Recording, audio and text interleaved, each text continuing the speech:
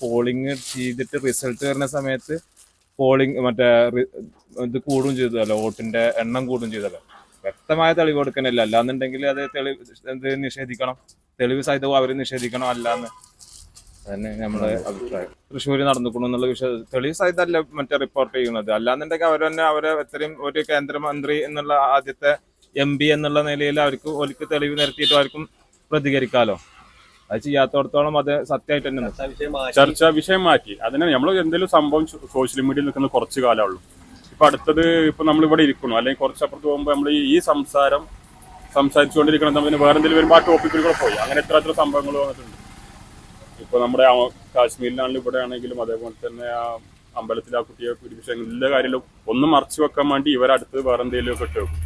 നമ്മളെപ്പോഴും കരുതുന്നത് ഇപ്പോ അവർക്ക് ബുദ്ധിയില്ല, അല്ലെങ്കിൽ അവരെ നമ്മൾ ട്രോൾ മെറ്റീരിയലാക്കുക. ശരിക്കും അവരെ ട്രോളിന് നമ്മളാണ് ഒരു ബുദ്ധിയില്ലാത്ത ആൾക്കാർ. അവർ ആ ട്രോൾ രൂപത്തിൽ അവരുടെ കാര്യങ്ങളും സംഭവങ്ങളൊക്കെ അതിന്റെ ഇടയിൽ കൂടെ നടത്തി പോകുന്നുണ്ട്. അങ്ങനെയാണ് ഞങ്ങളെപ്പോഴും അത് സംസാരിച്ചു കൊണ്ടിരിക്കുന്ന ഇതാണ് വിഷയമാണ്.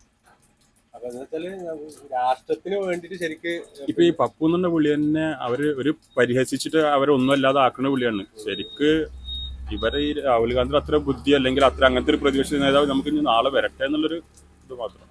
അതെ, എന്താ പറയല്ലേ, നമുക്ക് പറയാനുള്ളത് വെച്ചാൽ 60 വർഷം കേന്ദ്രം ഭരിച്ചത് ആരാ? കോൺഗ്രസ്. ആ കോൺഗ്രസിന്റെ പിന്നെ ബദലായിട്ടൊരു പ്രധാനമന്ത്രി ഇപ്പൊ ഉണ്ടായപ്പോ അതിനെ പറ്റിയിട്ട് വേറൊരു കംപ്ലൈന്റ് പറയാനില്ലാത്തതുകൊണ്ട് വോട്ടിന് അത് തെളിയിപ്പിക്കുക വേണ്ടത്. തെളിയിപ്പിച്ചിട്ടില്ലല്ലോ. ഒരു ആരോപണം ഉന്നയിക്കുക അപ്പൊ ഏത് രാഷ്ട്രീയ നേതാവിനും കഴിയും അല്ലേ?